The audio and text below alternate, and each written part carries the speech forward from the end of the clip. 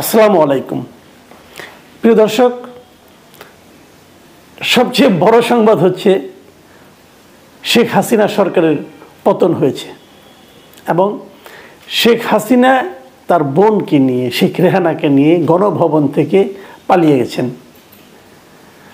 গেছেন কিভাবে? হেলিকপ্টারে করে। এবং এই যে হেলিকপ্টারে করে পালানোর দৃশ্য, এটাও কিন্তু সাধারণ মানুষ ভিডিও করেছে। আমি আপনাদেরকে বরং সেই ভিডিওটা একটু দেখেন আপনারা।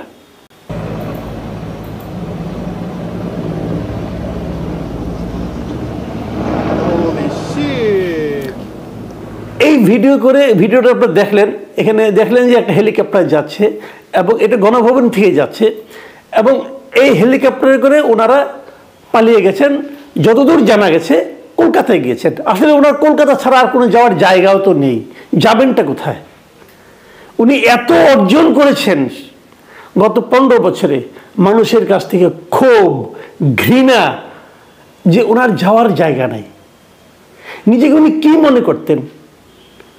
উনি নিজেকে ঈশ্বরের সমতুল্য মনে করতেন। মাঝে মাঝে মনে হয় অহংকার, দম্ভ। আমি শুরু থেকেই বলছিলাম, কিন্তু আপনারা যারা নাকি আজকে থেকে 3 সপ্তাহ আগে আমার ভিডিওগুলি দেখবেন, আমি সেখানেও বলেছিলাম যে ছাত্রদের এই আন্দোলনকে উনি আন্ডারমাইন করছেন, ছাত্রদের শক্তিকে উনি উপলব্ধি করতে পারছেন না। ওনার চামচারা ওনাকে সবসময় এই জিনিসটা বোঝাচ্ছেন যে আপনি মহান, আপনার মতো ক্ষমতাবান আর কেউ নাই। ওনার নিজেকেও বলতে শুনেছি উনি সব বুঝেন, সব করেন। এটা কেবল উনি না, পৃথিবীর তাবৎ স্বৈরাচারের এটাই হলো গিয়ে বৈশিষ্ট্য। পৃথিবীর তাবৎ স্বৈরাচার, সকল স্বৈরাচাররা একসময় নিজেদেরকে ঈশ্বরের মতো ক্ষমতাবান বলে ভাবতে শুরু করেন এবং মানে পুরো দেশের জনতাকে, মানুষকে কীট পতঙ্গের মতো মনে করেন। মনে করেন এই মানুষ, এইরকম জীর্ণ শীর্ণ, এরকম ক্ষুদ্র মানুষ, এরা আমার কি করবে? এরা তো আমার পায়ের নিচে থাকবে, এদেরকে আমি পিষে যাব। অহংকার, দম্ভ, সেই দম্ভের পতন ঘটেছে।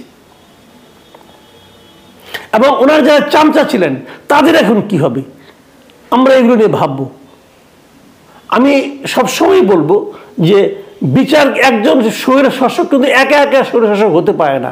তাকে বিভিন্ন জন নানাভাবে স্বৈর শাসকে পরিণত করে, যার যার সুবিধা আদায়ের জন্য নানাজন নানা রকম সুবিধা নিয়ে আসে এবং সেই সুবিধাগুলো অর্জন করার জন্য তারা একজন লোককে স্বৈর শাসক হিসেবে সামনে রাখে, শিখণ্ডী হিসেবে রাখে।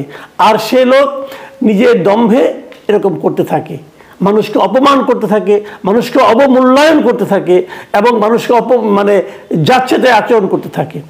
আমরা এই গত কয়েকদিন ফেসবুকে দেখেছি বিভিন্ন স্টুডেন্টদের কি প্রতিক্রিয়া, শেখ হাসিনার দম্ভকে নিয়ে কি প্রতিক্রিয়া। শেখ হাসিনা যখন সবাইকে রাজাকারের বাচ্চা বলে অভিহিত করার চেষ্টা করেছিলেন, তার কি প্রতিক্রিয়া আমরা দেখেছি। তারপরেও তাকে টিকিয়ে রাখার জন্য বিভিন্ন সেক্টরে মানুষদের কি প্রাণান্তকর প্রচেষ্টা। সাংবাদিকদের দেখেছি, আমাদের দেশে বিখ্যাত সব সাংবাদিক যারা যে সবাই মিলে বসে ওখানে বলেছে যে শেখ হাসিনার যে কোনো কর্মকাণ্ডে তারা সাপোর্ট করবে। এখন তারা কোথায়? এখন তারা কি বলবেন? আমার ধারণা এরই মধ্যে সবাই পাত্তারি গুটানো শুরু করেছেন, কে কোথায় পালাবেন এটা নিয়ে ভাবছেন। আমার মনে হয় এদের দিকেও আমাদের সবার সতর্ক নজর রাখতে হবে। আমি মনে করি এখন অন্য কিছু না, এখন আপনারা বিভিন্ন সীমান্তগুলি সিল করে দেন, এয়ারপোর্টের দিকে নজর রাখেন, কে পালাচ্ছে হিসাব নেন। তুমি গত কয়েক বছরে কত টাকা ইনকাম করেছো, তুমি কত টাকা তুমি বেতন পাও। আমি এমন অনেক সাংবাদিককে চিনি, আমাদের পরিচিত সাংবাদিক, প্রয়োজনে আমি নামও বলতে পারবো পরবর্তীতে, তার নাকি বাজার করার জন্য একটা গাড়ি আছে, অথচ সারা জীবন সে যে পত্রিকা চাকরি করতো তার সার্কুলেশন কখনো 10,000 20,000 উপরে হয় নাই। তো এমন সাংবাদিক আছে এই দেশে। তারা কারা? তাদেরকে ধরতে হবে। এখন প্রত্যেকটা লোকের কাছ থেকে প্রত্যেকটা পায় পয়সার হিসাব দিতে হবে। আমি মনে করি কেবল তাহলেই আমাদের দেশে একটা গণতান্ত্রিক পরিবেশ তৈরি করতে সম্ভব হবে। তা না হলে এই মোসাহেবগুলো আবার দেখবেন একজন যে ক্ষমতায় আসবে তাকে নানা রকম মোসাহেবি করে তাকেও স্বৈরাচার বানিয়ে দেবে।